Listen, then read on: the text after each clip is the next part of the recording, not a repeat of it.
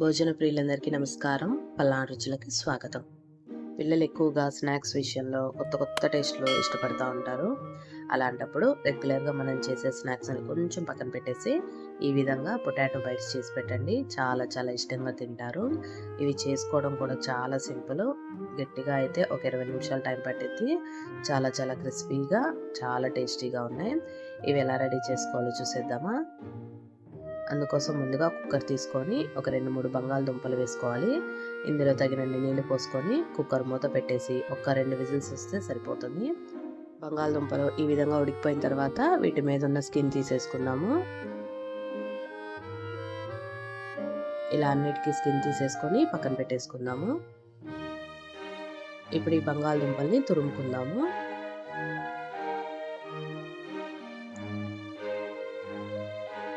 ఇలా అంతా తురిమేసుకున్న తర్వాత దీన్ని పక్కన పెట్టుకుందాము. ఇప్పుడు బ్రెడ్ స్లైసెస్ తీసుకుందాము. కొంచెం వాటర్ తీసుకొని ఈ వాటర్లో బ్రెడ్ని ఒక్కసారి ముంచేసి బ్రెడ్లో ఉన్న నీళ్ళంతా పోయేలాగా గట్టిగా పిండేసుకోవాలి. బ్రెడ్కు ఉన్న ఎడ్జెస్ కట్ చేయాల్సిన పనేం లేదు.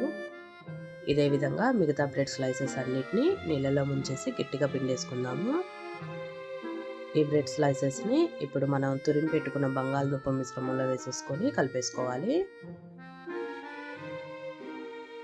బ్రెడ్ బంగాళదుంప మిశ్రమం మొత్తం అంతా కలిసిపోయే విధంగా ఒక 10 నిమిషాలు కలుపుకోవాలి.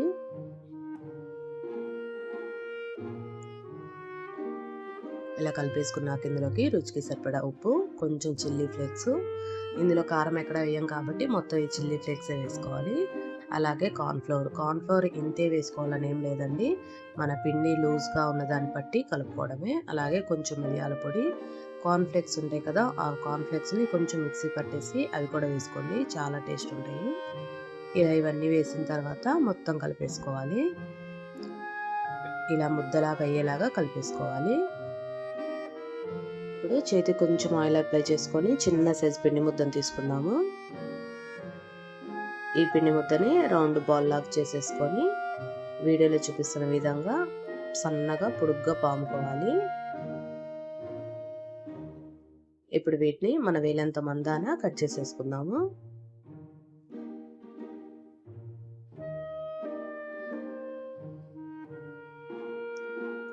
ఈ కట్ చేసుకున్న బైట్స్ని ఒక్కొక్కటి తీసుకొని ఫోర్క్ పెట్టి కొంచెం అదుముకోవాలి. వీడియోలో చూపిస్తున్న విధంగా.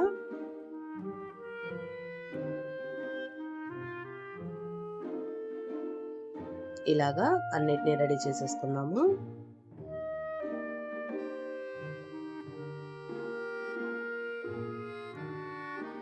ఇలా రెడీ చేసుకున్న బైట్స్ని ఇలా ప్లేట్లో పెట్టేసుకుందాము. ఇప్పుడు డీప్ ఫ్రైకి సరిపడా ఆయిల్ పెట్టుకొని ఆయిల్ బాగా హీట్ అయిన తర్వాత సిమ్లో పెట్టేసుకొని ఒక్కొక్కటిగా ఈ బైట్స్ని వేసుకొని వేయించుకోవాలి. హైలో పెట్టేస్తే ఊరికనే మాడిపోతాయి ఇవి, ఎందుకంటే మనం బంగాళదుంపలు ఆల్రెడీ ఉడికించాం కాబట్టి తొందరగా మాడిపోతాయి. సిమ్లో పెట్టుకొని లోపల దాకా వేగేలాగా వేయించుకోవాలి. 5-6 నిమిషాలకి మనకి ఇలా మంచి కలర్ వస్తూ ఉంటాయి. ఇప్పుడు వీటిని తీసేసుకుందాము.